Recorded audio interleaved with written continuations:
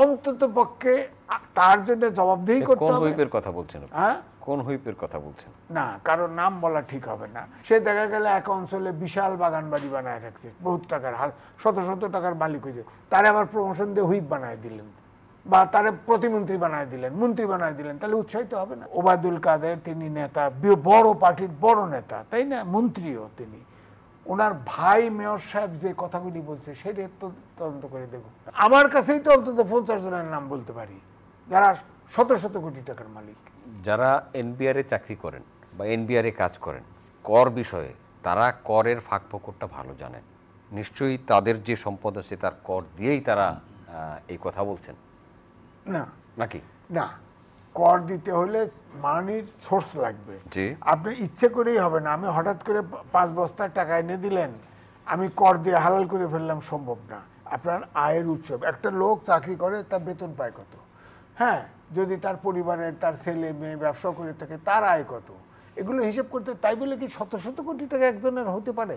কল্পনার মধ্যে নেই। আমি ব্যক্তিগতভাবে কারো সম্পর্কে জানি, আমি এটা বলছি না, কিন্তু আমরা তো পেপার, পত্রিকা, মিডিয়া, এমনকি চলাফেরায় আমার কাছেই তো অন্তত 50 জনের নাম বলতে পারি যারা শত শত কোটি টাকার মালিক।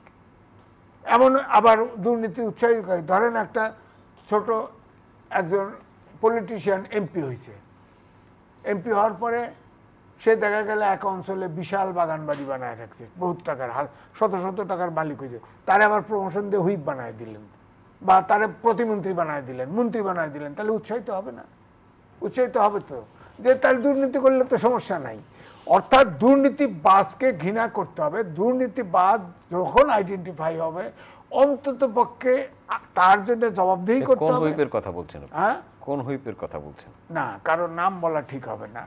আমি বললাম, আপনি সাংবাদিক, আপনি একান্তে জেনে নিতে পারেন, কিন্তু এটা জানে, সবাই জানে। তা আমাদের যারা বলে, এখন যদি আমি ওবায়দুল কাদের তিনি নেতা, বড় পার্টির বড় নেতা, তাই না, মন্ত্রীও তিনি, ওনার ভাই মেয়র সাহেব যে কথাগুলি বলছে সেটা তো তদন্ত করে দেখুক না, আমাদের বলার দরকার নেই, ওই কথাগুলি তদন্ত করুক না। পারিবারিক বিষয় মনে না, পারিবারিক বিষয় হোক আর যাই হোক, তাই হে কইছে, তাহলে তারা ধরেন